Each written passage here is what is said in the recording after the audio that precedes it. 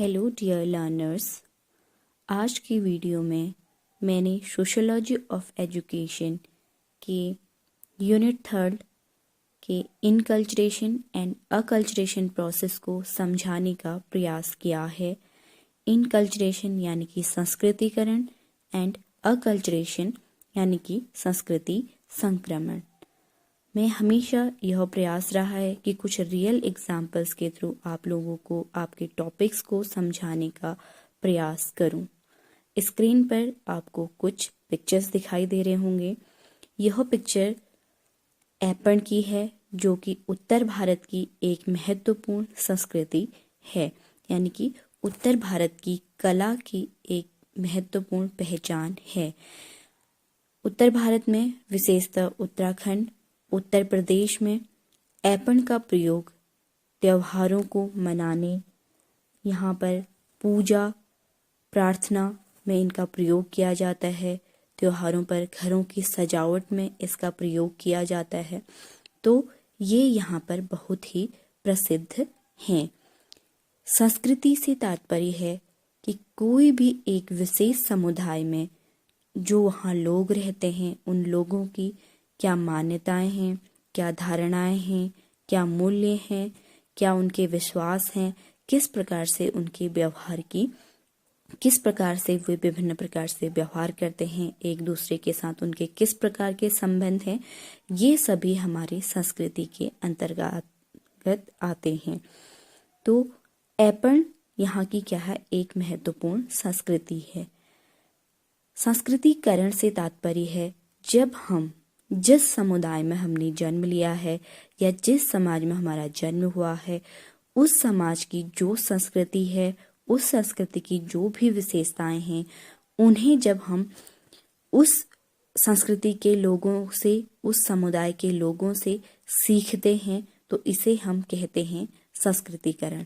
यानी कि जिस संस्कृति में या फिर जिस समाज में आपका जन्म हुआ है, उस समाज में जो संस्कृति है, उस संस्कृति की जो विशेषताएं हैं, जो धारणाएं हैं, जो मान्यताएं हैं, उन्हें सीखना या फिर ग्रहण करना हमारा कहलाता है संस्कृतिकरण।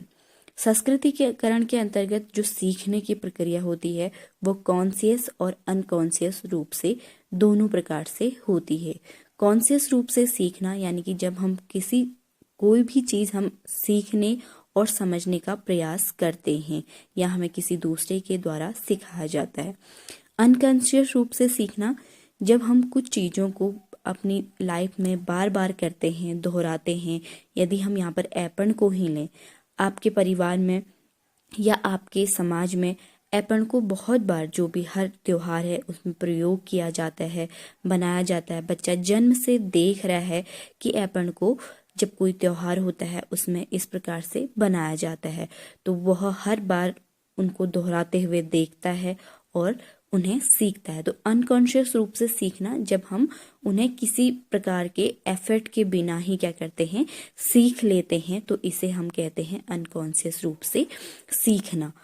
जो संस्कृतिकरण है उसे एक डायनामिक प्रोसेस भी कहा जाता है। डायनामिक प्रोसेस यानी कि जो संस्कृति पहले से थी उस संस्कृति में कुछ जो जब उसको सीखने की प्रक्रिया होती है तो उसमें कुछ परिवर्तन भी आते हैं।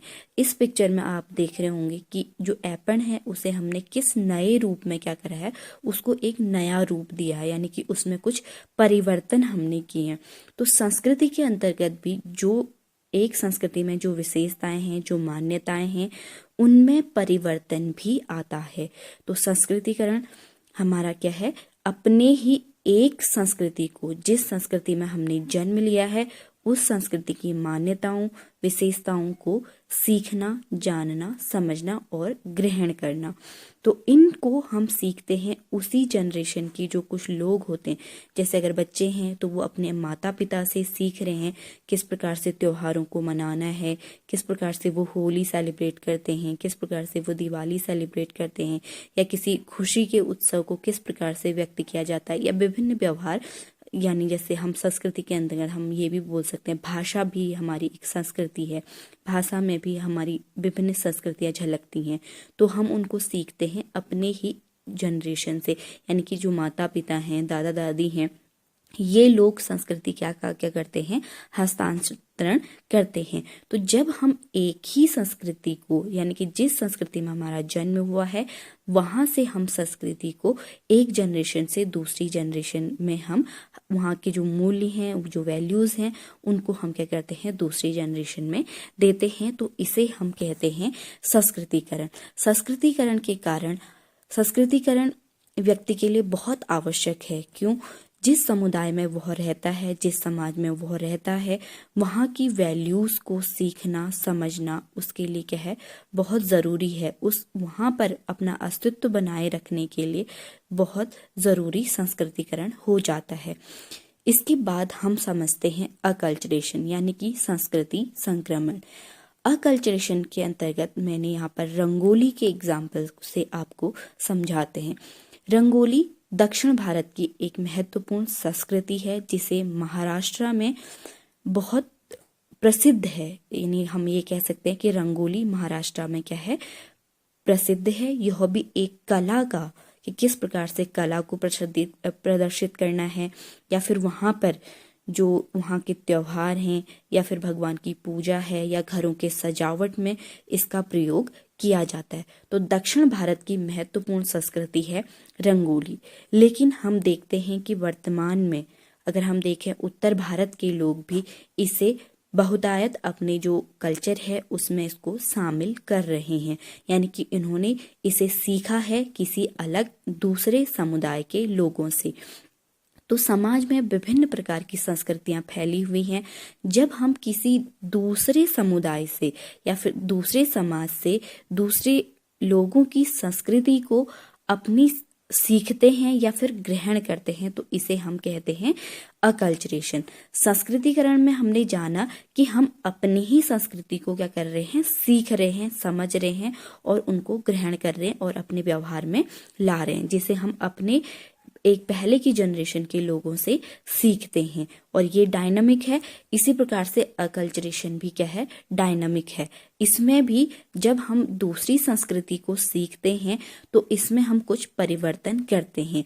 तो कुछ परिवर्तन जैसे कि यहाँ पर भी हम देख पा रहे हैं कि हमने रंगोली को फूलों से के माध्यम से भी सजाना सीखा है। तो यह भी इसमें हमने उस संस्कृति को, जिस संस्कृति को हम सीखते हैं, किसी दूसरे कल्चर को जब हमने सीखा तो वहां पर से हमने क्या करा, उसमें कुछ चेंजेस करे। तो इसे भी डायनामिक माना जाता है। यह भी सीखने का परिणाम है। अकल्चरेशन सीखने का परिणाम है, यानी कि दूसरी संस्कृति के लोगों से जब हम उनकी संस्कृति को सीखते हैं और ग्रहण करते हैं और अपने व्यवहारों में लागू करते हैं। अकल्चरेशन का एक महत्वपूर्ण बात यह भी है कि अकल्चरेशन में जब कोई दूसरी संस्कृति की जो महत्वपूर्ण विशेषता है उसे हम क्या करते हैं, ग्रहण करते हैं।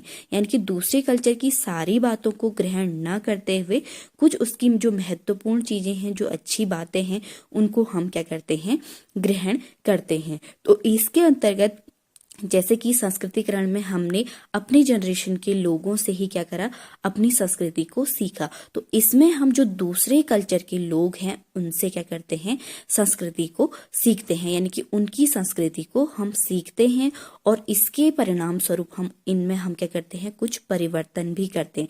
यानी कि जिस रूप में पहले संस्कृति थी वह कुछ क्या होती है, दूसरे कल्चर में पहुंचने तक उसमें कुछ चेंजेस भी होते हैं। तो हमने देखा है कि जो हमारा ऐपण का फॉर्म है उसमें भी कुछ परिवर्तन हुए।